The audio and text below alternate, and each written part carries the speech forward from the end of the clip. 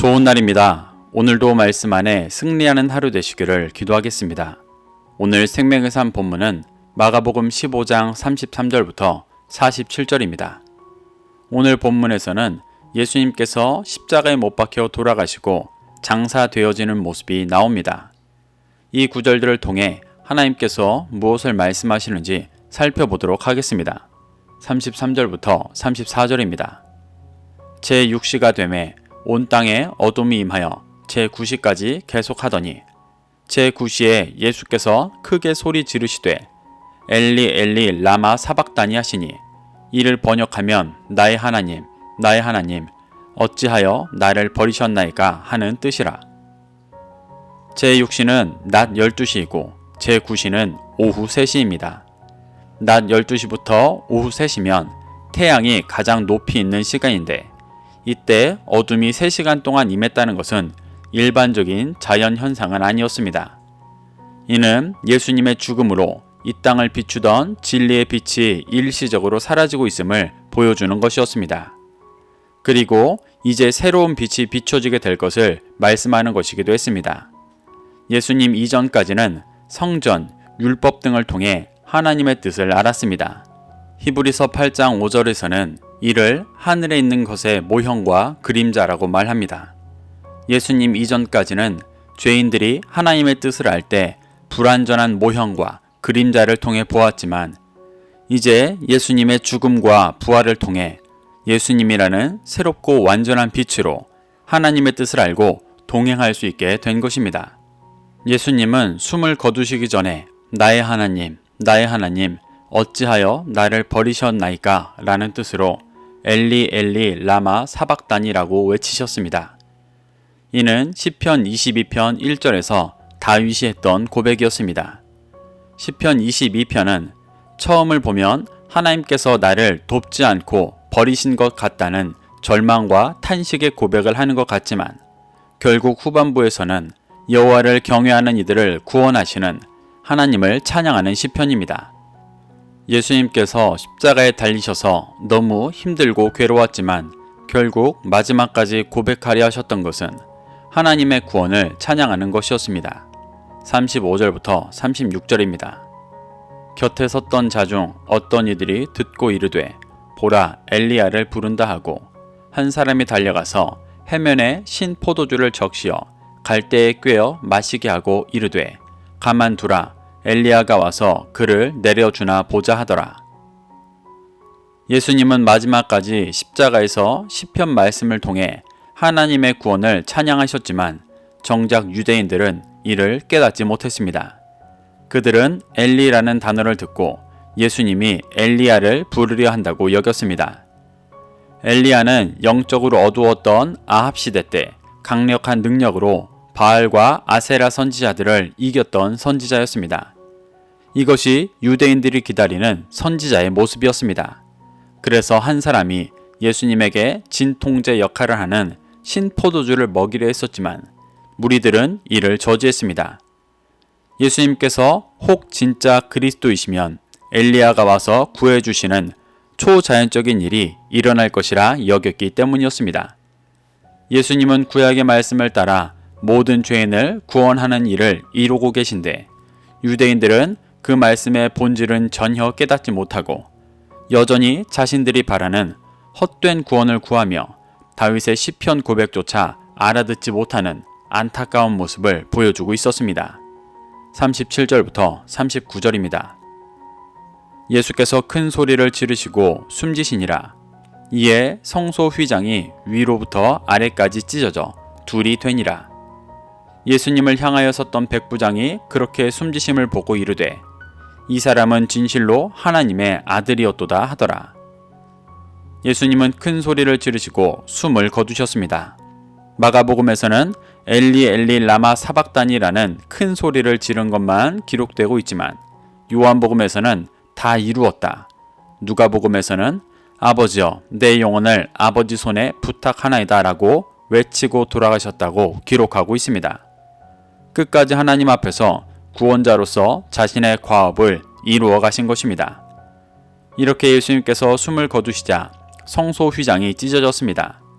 성소의 휘장은 지성소와 성소 사이를 가로막는 막으로 거룩하신 하나님의 영광으로부터 죄악된 이스라엘이 죽지 않도록 막아주는 역할을 했었습니다.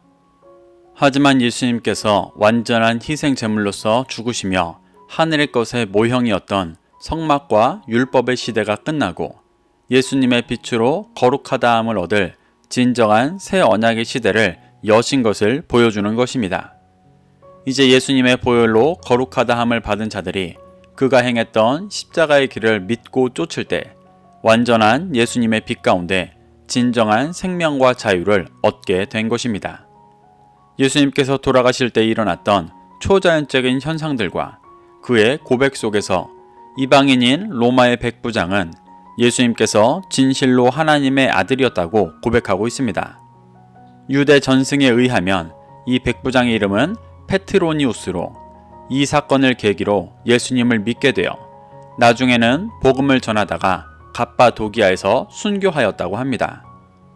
말씀을 알고 있는 민족이라 여기던 유대인들은 예수님의 일을 전혀 깨닫지 못했지만 오히려 이방인이 깨닫고 구원의 은혜 가운데 들어가게 되는 모습을 보여주고 있습니다. 40절부터 41절입니다. 멀리서 바라보는 여자들도 있었는데 그 중에 막달라 마리아와 또 작은 야고보와 요새의 어머니 마리아와 또 살로메가 있었으니 이들은 예수께서 갈릴리에 계실 때에 따르며 섬기던 자들이요 또 이외에 예수와 함께 예루살렘에 올라온 여자들도 많이 있었더라. 마가는 예수님의 죽음을 멀리서 바라보는 여인들에 대해 말하고 있습니다. 막달라 마리아는 마가복음 14장에서 홀로 예수님의 장례를 준비하며 예수님의 머리에 향유를 부은 여인이었습니다. 작은 야고보와 요새의 어머니 마리아는 예수님의 어머니를 말하는 것이고 살로메는 예수님의 제자 야고보와 요한의 어머니를 말합니다. 이들은 모두 예수님께서 갈릴리에 계실 때부터 예수님을 따르고 섬기는 자들이었습니다. 이들과 예수님과 함께 예루살렘에 올라온 많은 여인들이 예수님의 죽음을 바라보고 있었다는 것은 제자들처럼 흩어지고 도망가지 않고 예수님께서 행하실 일을 믿고 곁에 있었음을 말하는 것입니다. 이들 역시 예수님의 일을 전혀 깨닫지 못하는 유대인들과 대조적인 모습을 보여주고 있습니다. 42절부터 43절입니다. 이날은 준비일 곧 안식일 전날이므로 저물었을 때에 아리마대 사람 요셉이 와서 당돌이 빌라도에게 들어가 예수의 시체를 달라 하니 이 사람은 존경받는 공회원이요 하나님의 나라를 기다리는 자라. 예수께서 돌아가신 후 아리마대 사람 요셉이라는 자가 예수님을 장사하기 위해 빌라도에게 예수님의 시체를 요구했습니다. 42절에서 기록하고 있는 준비일 곧 안식일 전날이 저문다는 것은 6월절 준비일이자 안식일 전날에 예수님께서 돌아가셨고 안식일이 되면 장사를 치를 수 없으니 안식일이 시작되기 전 급히 장례를 치르려 했음을 보여주는 것입니다. 예수님께서 오후 3시에 돌아가셨고 안식일은 오후 6시에 시작되었기 때문에 요셉은 급히 시체를 요청했습니다. 마가는 아리마대 사람 요셉에 대해 존경받는 공회원이고 하나님의 나라를 기다리는 자라고 기록하고 있습니다. 마태복음 27장 57절에서는 그가 예수님의 제자라고 말하고 있습니다. 요셉은 예수님을 반대하고 죽이려는 산헤드린 공회에 소속된 자였지만 자신이 기다리는 하나님의 나라를 예수님 안에서 발견하고 믿고 쫓던 자였습니다. 그래서 산헤드린 공회가 많은 대종들을 선동하여 예수님을 죽였고 제자들은 모두 도망하여 아무도 예수님께서 행하신 일을 전혀 깨닫지 못한 것만 같은 이때 믿음을 가지고 예수님의 장례를 치르고 있는 것입니다. 이것은 어찌 보면 자신의 산헤드린 공회원으로서의 명예와 그 자리, 심지어 생명까지 내놓아야 하는 행동이었을 것입니다. 하지만 그는 예수님의 제자로서 믿음으로 예수님의 장례를 준비하며 안식일을 맞이했습니다. 그가 예수님께서 이미 가르쳐 주셨던 사흘 후에 부활하신다는 말씀을 믿고 기억하여 이러한 행동을 했었는지는 확인할 수 없지만 그의 믿음의 행동이 부활하신 예수님을 명확히 알 수 있도록 준비하는 일이 되었습니다.